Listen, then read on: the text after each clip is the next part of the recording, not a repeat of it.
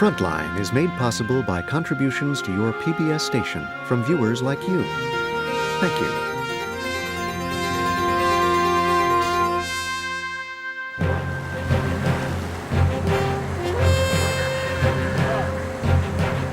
Prime Minister Ariel Sharon is the most guarded Israeli leader in history. Now, the threat to his life is perhaps less from Palestinians than from among his own people. While most Israelis welcome his negotiations with the Palestinians, his intention to remove the Jewish settlements from Gaza and parts of the West Bank has made him an enemy to many settlers and their supporters among Israel's extreme right. For them, the man who was once their most admired leader is nothing less than a traitor.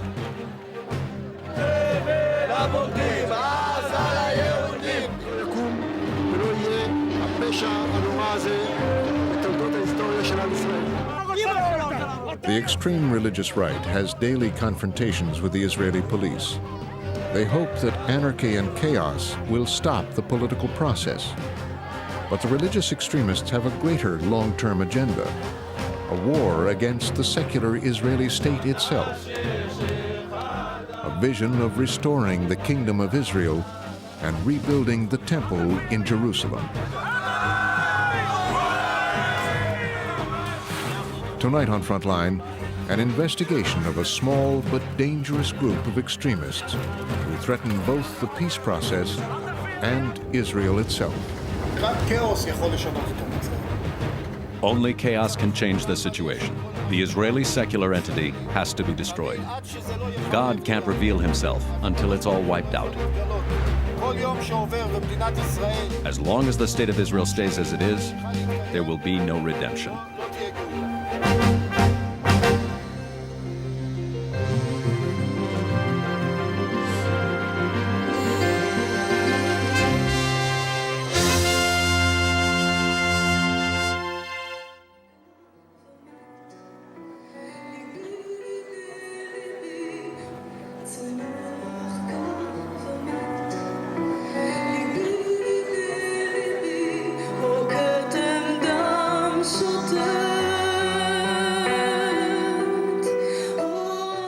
Every November, tens of thousands of Israelis gather in Tel Aviv to honor the memory of Prime Minister Yitzhak Rabin.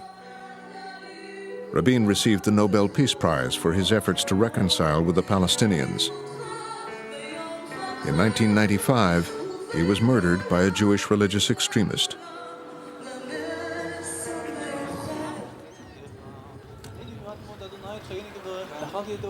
Every November around the same time, people from the extreme religious right meet to commemorate the murder of a very different leader.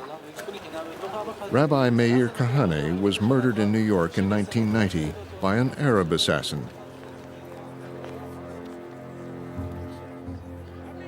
Born and raised in New York, he preached for violent Jewish self-defense. He emigrated to Israel and was elected to the Israeli parliament, where he called for the expulsion of all Arabs from the Holy Land. His racist views were so extreme that his party was outlawed, and in 1994, Kahane's party was declared a terrorist organization. But today, his ideas remain strong. Kahanist ideology has been adopted by several splinter groups. A small percentage of the Israeli population, several thousand strong, they are united by religious zealotry and ultranationalism.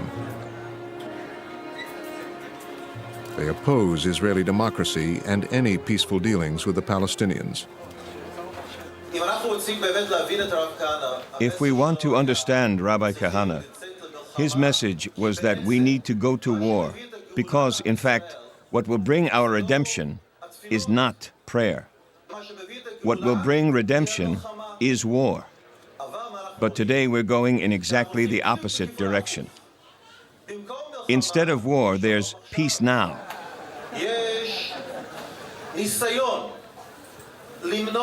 There's an attempt to prevent war at all costs. And if we can force the army to go back to being offensive, an army of revenge, an army which cares about Jews more than anybody else, then we'll be able to bring the final redemption in the only way possible, through war. War now.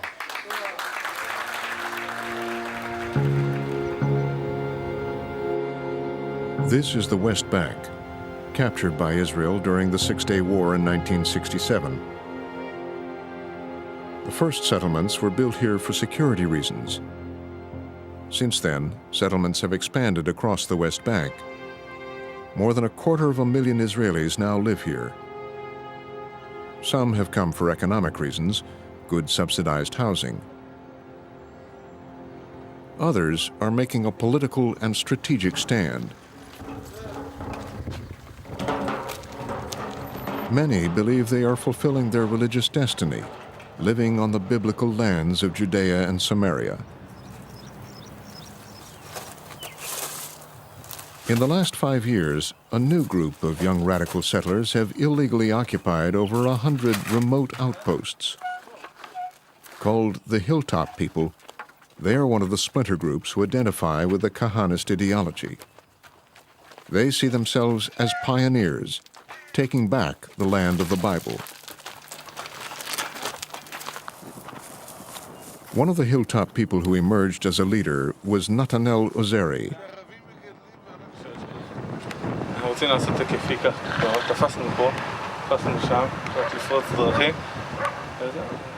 Ozeri carried the Kahanist ideology to the hilltops. Hundreds of young men followed him to keep the land out of Arab hands. Together, they built outposts and trained in the use of weapons. In 2000, Ozeri took over Hill 26, which overlooks Hebron. Living in an isolated house with his wife and children, without electricity or running water, he embodied the ascetic ideal for the new hilltop settlers. Ozeri disdained Israeli law and believed that the Arab-Israeli conflict would be resolved only by war, a war triggered by settlers like him. אנחנו מאמינים שיהודים צריכים לחיות בארץ ישראל. זה עניין של קידוש השם מול חילול השם. וזה רק עניין של זמן עד שהמלחמה בעזרת השם תתחיל, והיא תתחיל מאיתנו, ואז בסופו של דבר בעזרת השם נזכה גם לרשת את הארץ וגם להוריש את היושבים בה. The hilltop settlers see themselves as the authentic Jews, true to their own interpretation of the Bible. We're returning to the way it was before. We want it to be like it was before the diaspora, as this land was before the destruction of the Holy Temple. Back then, our people lived naturally in our own land, with the God's presence among us. And it was natural this was living. We're following our hearts. What we should be doing is all written in the Bible. We just read it in our weekly Torah portion. Expel the Arabs, kick them out. Disputes between the radical settlers and their Palestinian neighbors are constant. In this case, a shot fired at the settlers provokes an instant response against the next Palestinian on the road. The Israeli army has to intervene.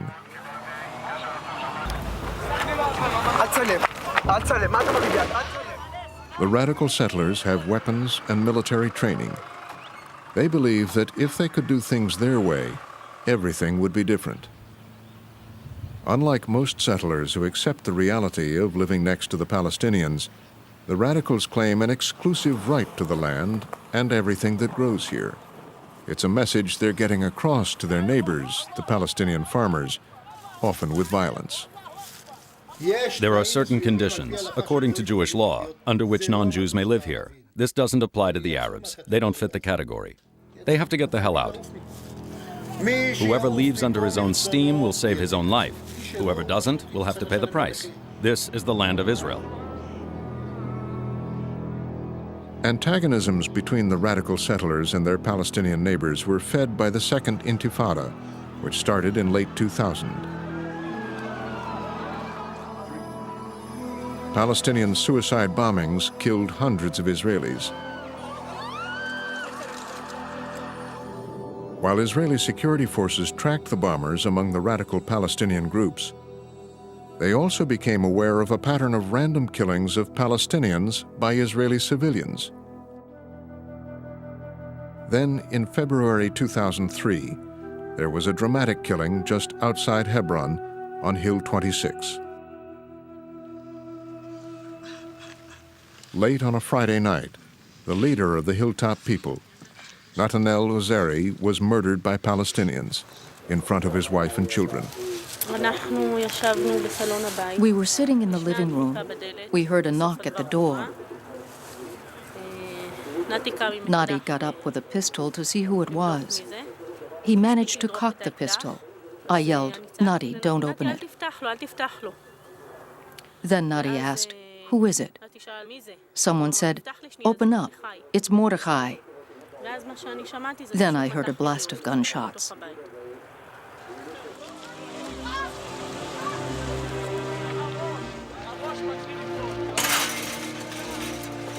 Israel had never seen a funeral procession like Ozeri's. It became a radical demonstration of all of the Kahanist splinter groups. Carrying his body with his face uncovered, contrary to Jewish custom, Ozeri's followers set out to bury him on the hill on which he'd lived. Nati was a leader with a vision of the Holy Temple. He inspired the youth, who in the eyes of the mainstream are the fringe youth. In the eyes of the settler establishment are the hilltop youth. But in my eyes are the salt of the earth.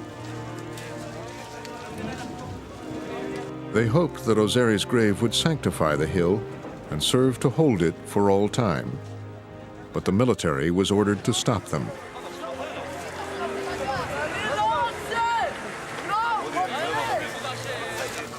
All through that day, Ozeri's followers carried his body on a funerary trip across the hills of Judea.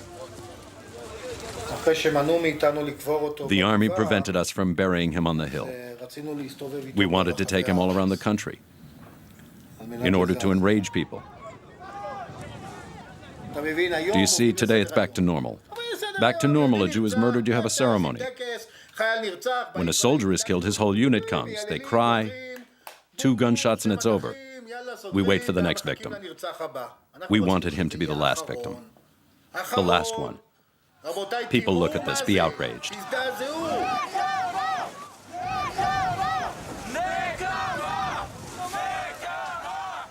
Revenge is an important value. The Talmud says that it is one of the greatest things. Revenge is great. Almost every one of the Psalms mentions revenge in one way or another. Usually people recite Psalms for the sick. In all of the Psalms there are maybe 2 verses about the sick. About revenge there are hundreds of verses. That night, Ozeri was buried in a Jewish cemetery in Hebron. Attacks against settlers had set in motion a cycle of revenge that had been playing itself out since the beginning of the Intifada. At least 7 Palestinians had been murdered in apparent acts of pure revenge since 2000. Israeli security forces uncovered dozens of other attempts, and as they continued investigating, realized that they were possibly dealing with an organized Jewish underground.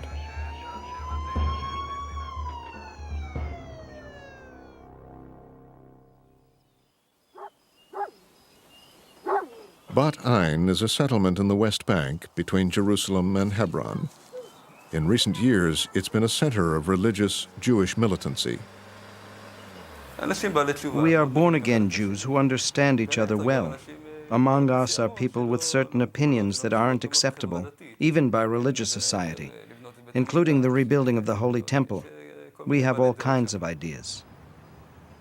Built entirely by the people who live there, Bat Ain had started as an unauthorized settlement and has since grown into a community of over 50 families. Unlike most settlements, everything is done by Jewish labor.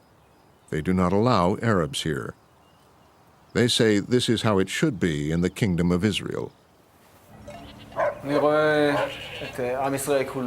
I envision the whole people of Israel living on the land, within its true borders, which include much more than we have. Both sides of the Jordan, parts of Lebanon, parts of the Sinai.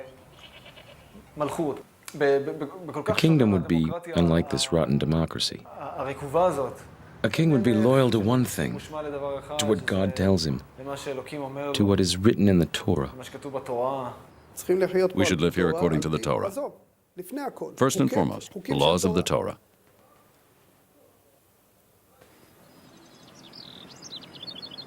The people of Bat Ain live in enmity with their Palestinian neighbors who don't dare come near. While other settlements are fenced in, the people here prefer a different approach: deterrence.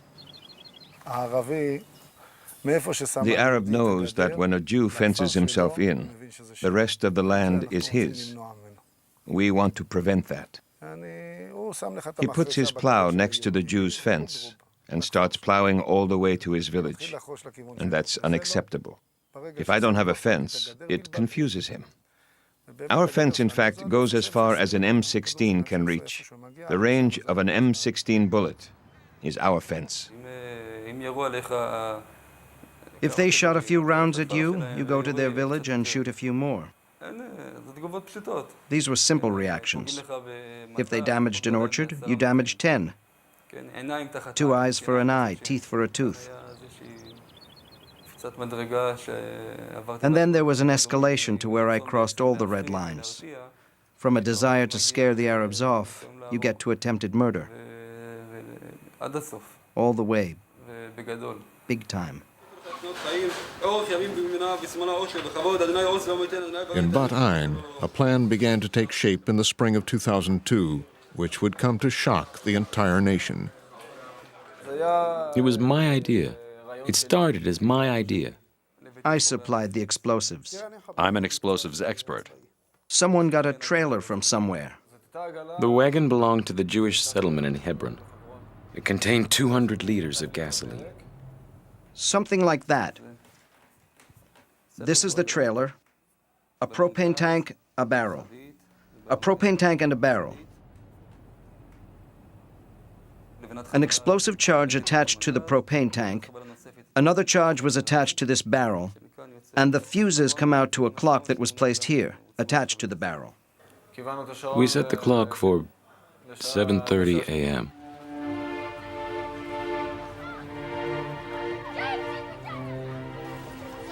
This was the intended target, an Arab girls' school in East Jerusalem. The huge bomb was meant to go off at the entrance at the busiest time of the morning, as the children were arriving at school. This street is usually full of people. A place which is next to a school, between a school and a hospital. Whoever gets hurt, gets hurt.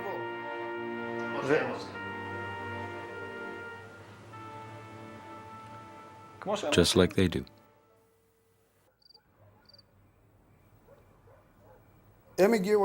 They came to me at my house late at night. And somehow, when they left, it was clear to me what would happen.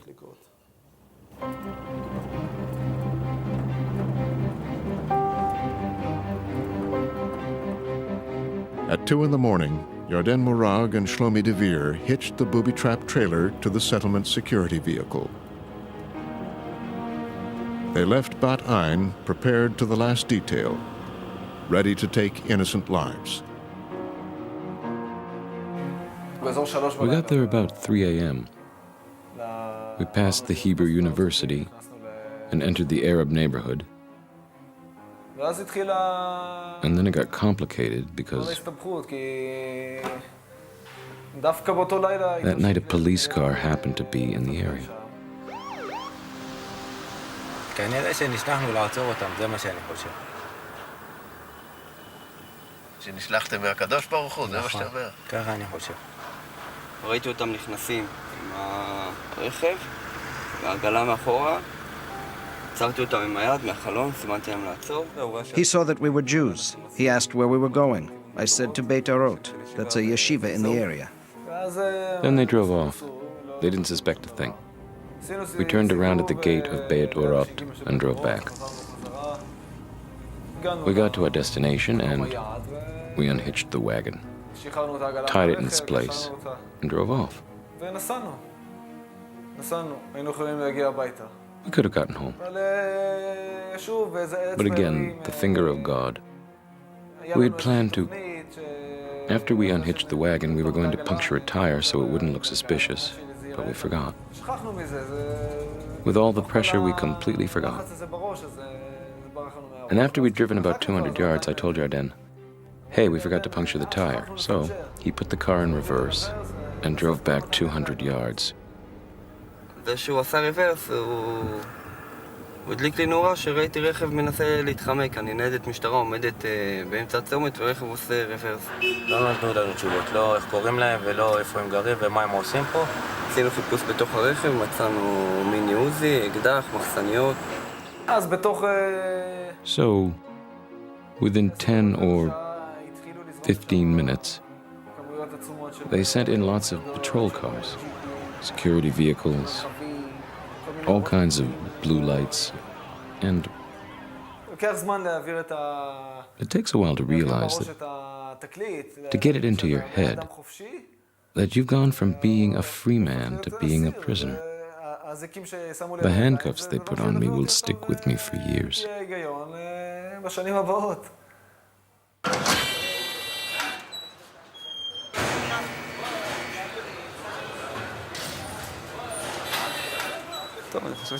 Well, from the moment we were caught, I started to realize that we might have made a mistake in terms of heaven, you know, in terms of what God wants from me.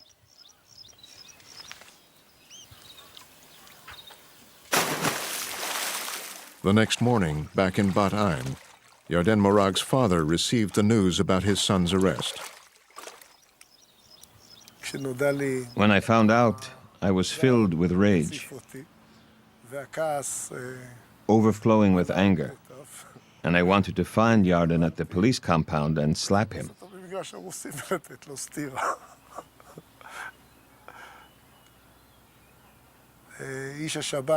The security service man tried to calm me down. He said that what Yarden needed is a hug from his parents, because he was going to go through a tough period of interrogation and a very long trial. The interrogation of Morag and Devere soon led back to Bat Ain and another member of the terror cell, Ofer Gamliel. It was obvious that I would be arrested. I left the marketplace. They closed off the road, and it was like a Hollywood movie. They got out of the cars, the doors open, they stood behind the doors with guns and megaphones. As soon as I got there, they showed me testimonies given by Shlomi and Yarden. They showed me their detailed testimonies, what they said, everything. And it turned out the police had me followed until I was arrested.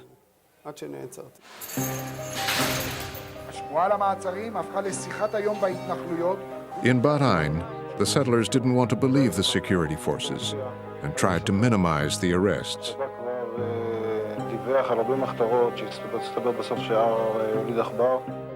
But across the West Bank, most settlers were shocked by the scale and target of the plot. The Israeli press was united in its criticism. The Settlers' Council issued a strong official condemnation. The arrested men expected support from their fellow settlers. I'd hoped to see different headlines. This is what needs to be done. Our blood is not for sale. They kill our children, so we'll kill theirs. That's what I'd expected them to write. But instead it's tempest in a teacup. We are law-abiding citizens. We are not terrorists. It's ridiculous. The settlers are obsessively trying to get the approval of, I don't know who. Maybe the media or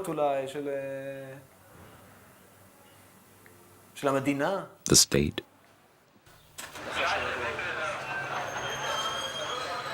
The security forces were convinced that the three men had not acted alone.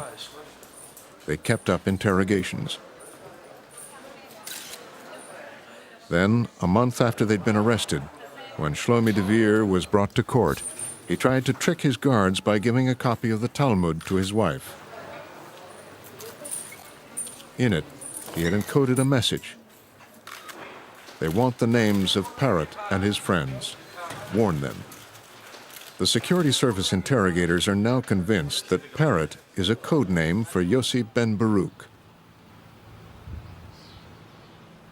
Yossi ben Baruch was another of the hilltop settlers. He built his home on a hill south of Hebron. The Israeli security service, Shabak, had come to believe that he was the brains behind the failed bombing outside the school in East Jerusalem.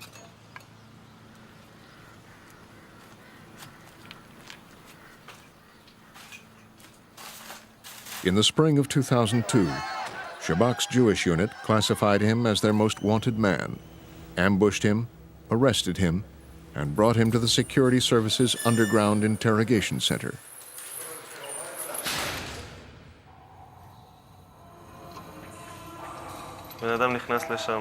You go in there, they put big opaque sunglasses over your eyes. A jailer grabs you by the arm and drags you along. There's no window, of course. You can't tell if it's day or night. They take your watch away first thing, so you lose your sense of time. Every day they move you to a different cell, so you won't get used to one place. Sometimes they move you a few times a day. You come back from questioning, your things are gone. They have been moved to a different cell. They do this to break you, so you can't get a solid grip on anything. Shabak's interrogators tried to break him, but he wouldn't give up anyone. Ben Baruch would remain silent for 600 days. In a rare appearance, the chief of Israel's internal security forces went public with his concern. Over the first 2 years of the Intifada, 7 Palestinians were killed and 19 were injured just for being Palestinians. The Jewish terrorists stopped at nothing. Every target was fair game. School children and hospital visitors were legitimate targets for them. But the most worrisome thing is their dream. The dream of the religious extremists is to rebuild the temple in Jerusalem destroyed 2,000 years ago. Where it once stood, there are now 2 mosques, the Dome of the Rock and Al-Aqsa, the third holiest site in Islam.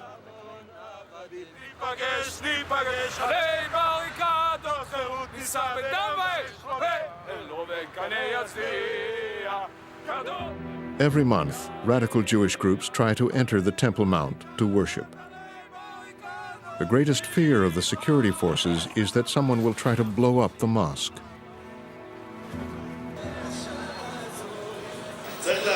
The dream of these extremists should give us sleepless nights.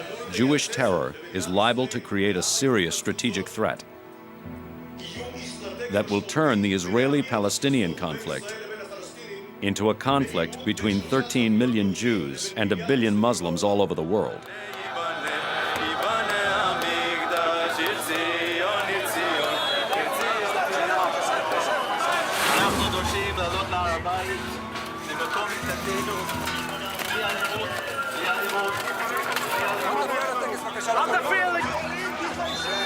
הם צריכים בעצם להחליט אם מישהו פה, אם לא ייתנו להיכנס, הוא יפוצץ את המסגדים.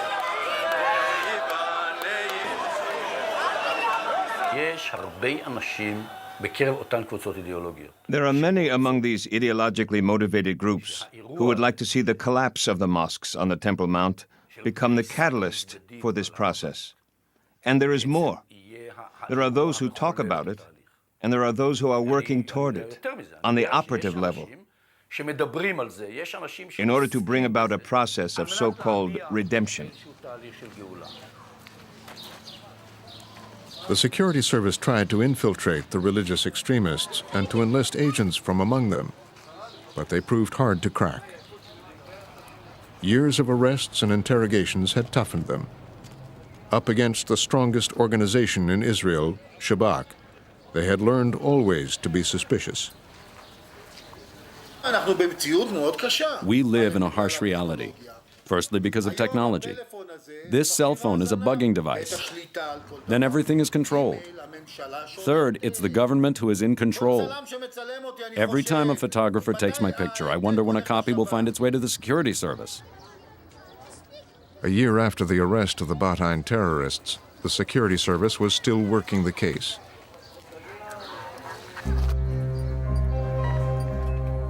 Then, the Criminal Identification Unit put a name to some fingerprints on the trailer bomb that had been planted near the girls' school. They belonged to Tzuriel Amior. He was arrested and brought in for interrogation. But like Yossi Ben Baruch, Amior denied the charges and remained silent. 4 months later, Shabak had a break. Acting on a tip, they picked up 2 men and found 8 Army explosive charges in their car. They believed that one of them, Itzhak Paz, was intending to use them against Palestinians. But this arrest was big news and triggered demonstrations of sympathy. Itzhak Paz is famous across Israel for events that occurred in Hebron a year earlier.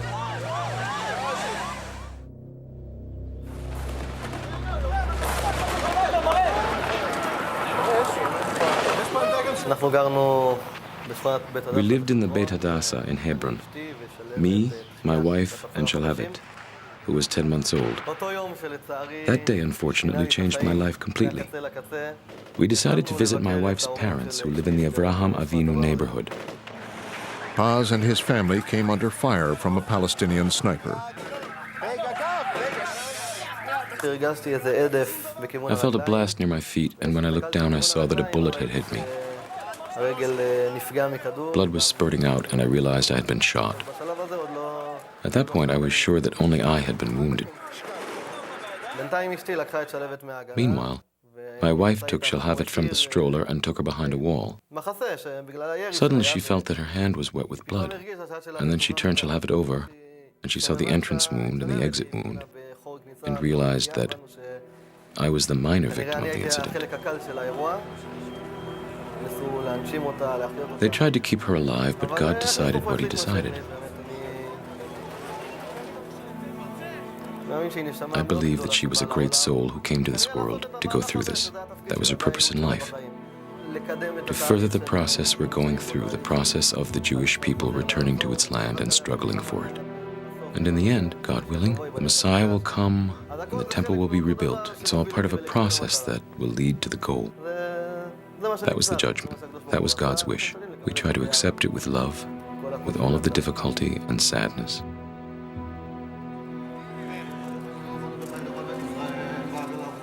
Hundreds of settlers gathered at his daughter's funeral. Itzhak Paz recited the Kaddish, the traditional mourner's prayer.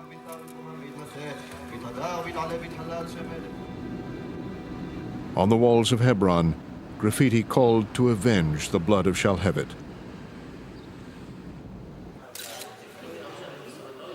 Itzhak Paz would be convicted for possession of explosives. Then Shabak made another breakthrough in the Bahrain investigation. This rare footage shows the interrogation of Shahar Devir, brother of one of the Bahrain terrorists. He gave up detailed information about the Jewish underground and eventually led his interrogators to a hidden cave on a hill near his settlement. There, they found a large cache of explosives and arms stolen from the Israeli army. Ballistic tests revealed that these weapons were used in a number of unsolved murders of Palestinians.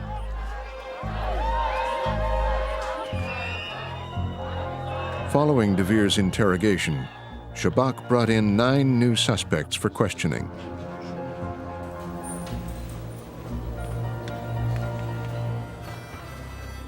What had begun as a chance arrest one night in East Jerusalem had become the biggest breakthrough in the security service's battle against Jewish terrorism.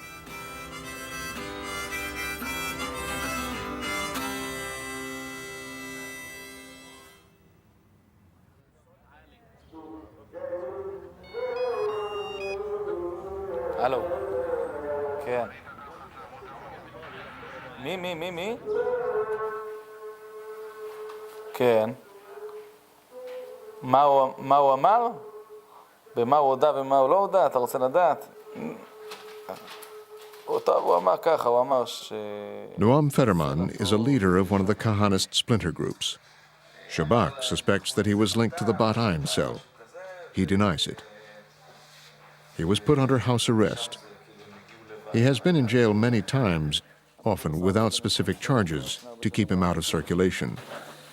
They think that I am at least the head of a terror organization. Now, we have some guys in jail, guys who were arrested recently. Ask anyone who was released. I was the main subject of the interrogation. I'm very worried about what the Shabak is capable of doing. They will stop at nothing. I see now they use really dirty, lying means to put them in jail. But it doesn't work. They arrest them, but it still doesn't work. I think the government is mainly afraid of us because we represent an alternative. An alternative that's not part of the game. We basically explain the Arab problem as Rabbi Kahana saw it, but not only. Because what is really preventing the solution is not the Arabs, but some of the Jews. And those Jews, let's be direct, the leftists, it's not all of the leftists, but a particular sector of the left, who want to take control of the country. The Secret Service, the Attorney General, the media, they want to create a new religion called Israelism. And within this religion, you can be an Arab Israeli or a Jewish Israeli. On the other hand, you have us. We say this country should be a Jewish country, with all of the far-reaching implications. And I think that that is what threatens them, so that they act in every possible way in order to try and stop us. Fetterman trains his followers, giving instructions based on his personal experience on how to stand up to the tough interrogations by Shabak. הוא קשור עם מנעול לתוך הרצפה. חקירת שב"כ לא אומרים כלום. תלמדו, זה הכלל. לא כן ולא לא. שום דבר, אף מילה. מי שרוצה, מדבר עם הקדוש ברוך הוא. אני מנסה להנחיל לאנשים. I'm trying to teach that the basic principle ההחלטה של האדם is that your decision when you enter a security service building for interrogation, your decision from that moment, you should consider them as enemy for all intents and purposes. This is what I try to teach. Once you realize that you are dealing with an enemy, your behavior changes. Fetterman also wrote a detailed handbook on how to get through a tough interrogation.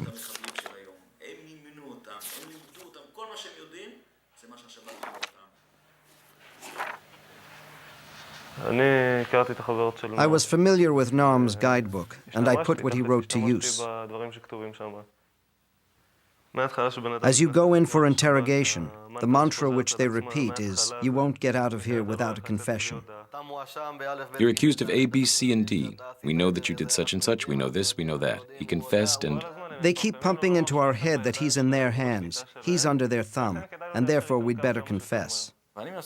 I try to teach them the exact opposite, that while they're there, they are not alone.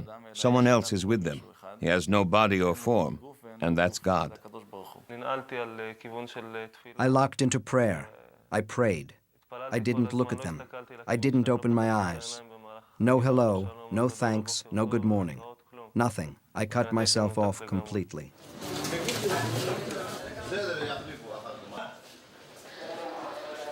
This close-knit group represented a special challenge for Shabak's Jewish section. The glue that holds them together is ideology. It's a very dangerous ideology.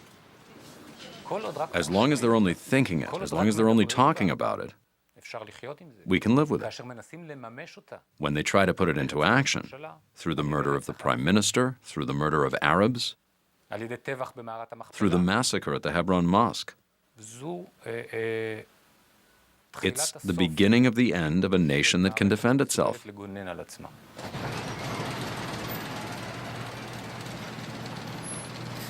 Kfar Tapuach is another West Bank settlement and a center for the followers of Meir Kahane. They are constantly under surveillance by the security service. David Haivri is American-born and publishes Kahane's texts. I was in America for 2 weeks. At the Tel Aviv airport, I was held up at passport security. They took me to a side room where 2 security officers were waiting. They told me, "We think you're planning an attack on the Prime Minister." So I said, "I think you know me very well. You don't really think I'm planning to attack the Prime Minister. So tell me what you really want from me." They said, "Look, you're an influential person. You have a certain message and we're warning you."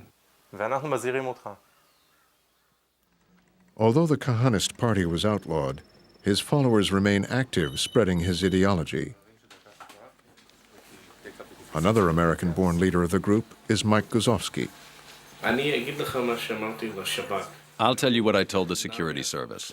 They asked me to stop the guys here from encouraging acts of revenge against Arabs. So I said, all right. Not because philosophically, or ideologically, or religiously, or practically, that is not possible, or it shouldn't be done. But simply because you hear every word we say.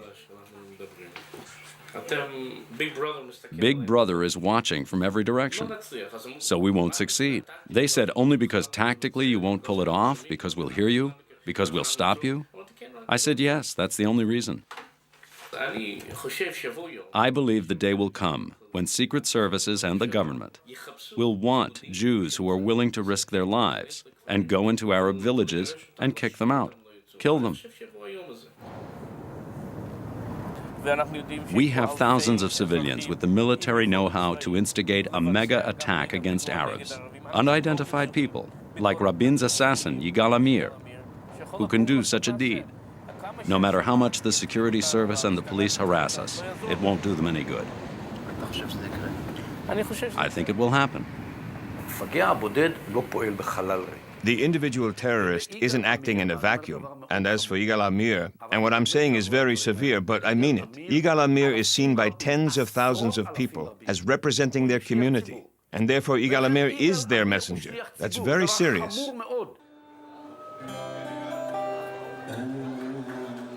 In September 2003, the security forces suffered a setback.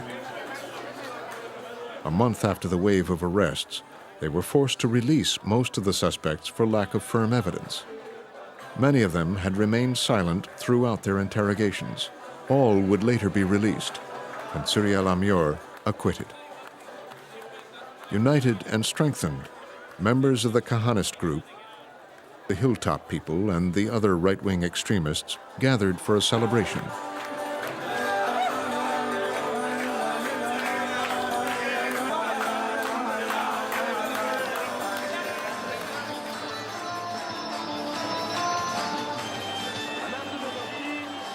Three months later, the Kahanists held another celebration.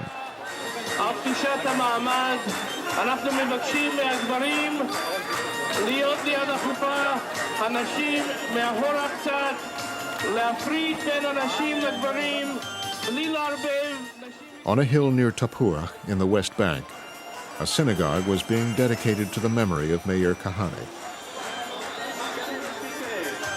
Here, his teachings could be passed on to a new generation.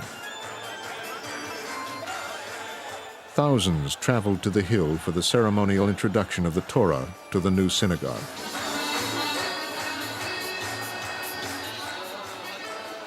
It was not only a reunion of generations of Kahanists from various groups, but also a challenge to the government which is trying to disband them.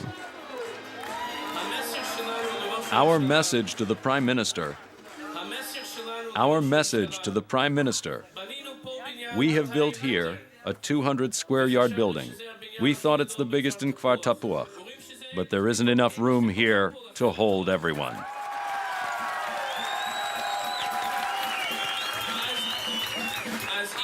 So if the Prime Minister's wise guys come and tear it down, they should know that the day after tomorrow, we'll build a new synagogue of 400 square yards.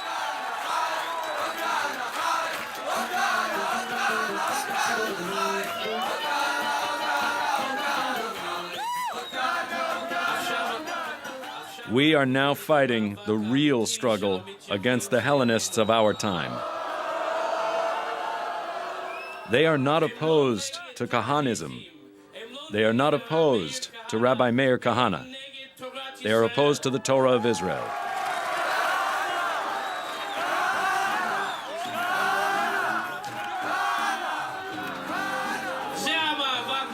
This is the true struggle, and they will never win.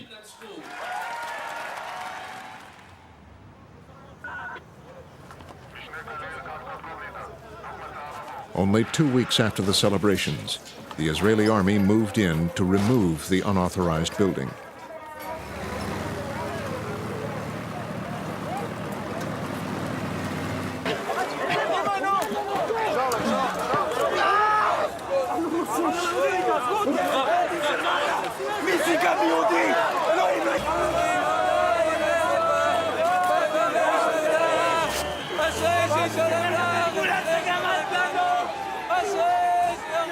איזה יופי!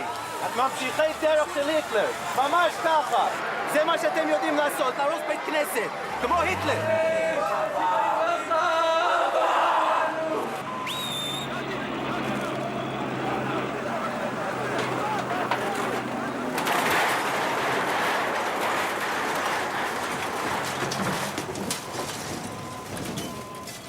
A month later, the Kahanists began rebuilding.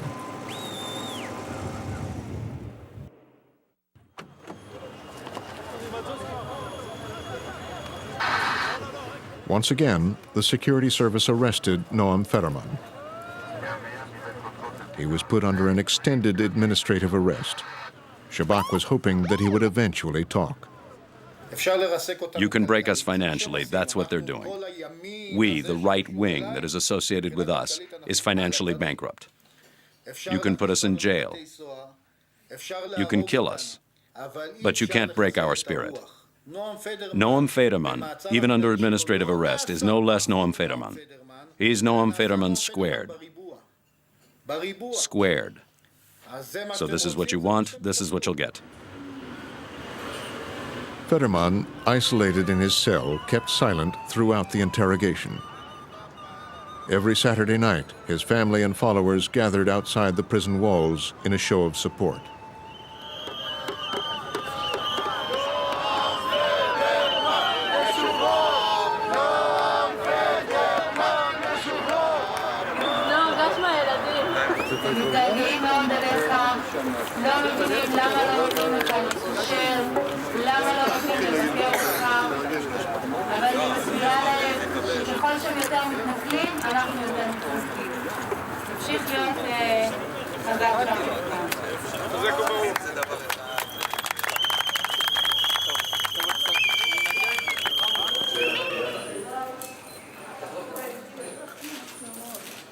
After a lengthy trial, the 3 men from Bat Ain who had planted the bomb near the girls' school were brought in for sentencing.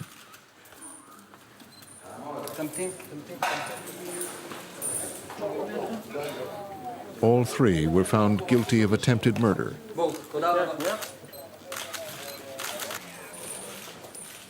Yarden Morag was sentenced to 12 years in prison.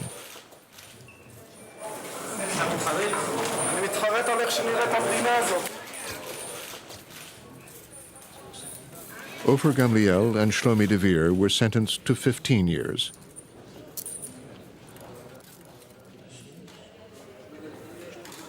Soon after, Yossi Ben Baruch was also brought into court.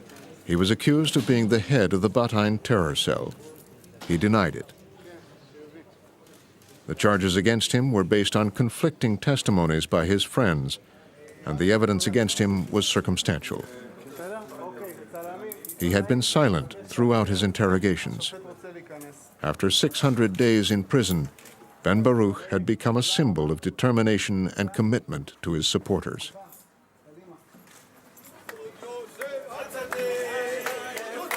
He was set free. The court acquitted him on grounds of reasonable doubt. מה שהרגשתי שזה אמונה מול כפירה.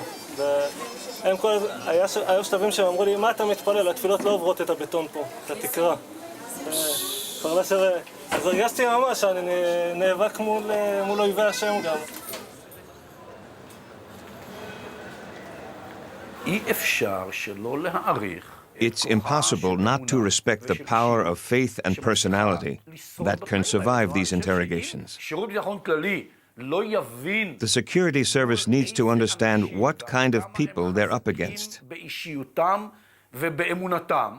how strong they are in their personality and faith. It's similar in some cases to fundamentalist Islamic terrorists. Ideologies like these provide immense strength.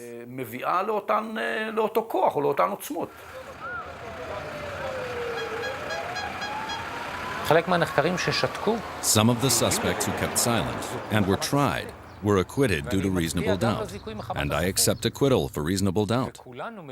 We all understand the meaning of acquittal for reasonable doubt.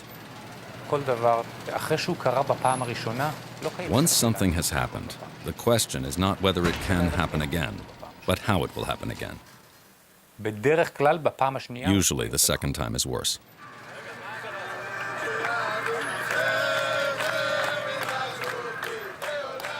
For 9 months, Noam Fetterman had been held under administrative arrest. He would not cooperate with the authorities. In the summer of 2004, he was released from prison. אני חייב קודם כל להודות ולהלל לקדוש ברוך הוא. זה מה שאני אעשה עכשיו. ברוך אתה אדוני אלוהינו מלך העולם הטוב והמיטיב. אמן.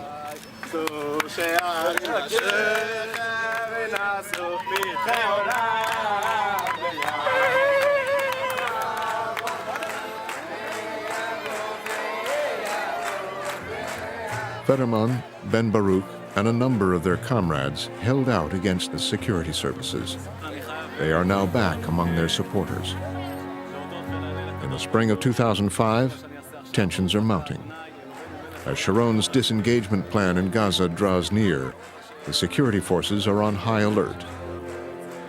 They are worried that this small but determined group of extremists may derail movement toward peace with the Palestinians.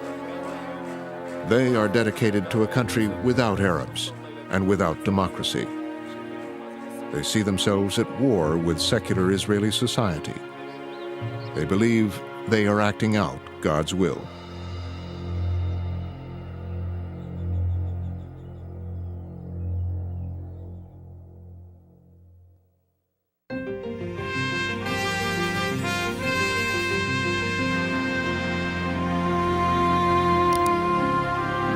There's more to explore about this report at Frontline's website, where you'll find an interview with producer Dan Seton, a map of Jewish settlements in the West Bank that includes the remote outposts featured in this report, a chronology of the settlement's growth over 3 decades, and the policies of Israeli and U.S. governments on this issue.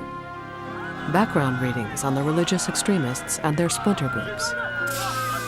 Plus, watch the full program online and join the discussion at pbs.org.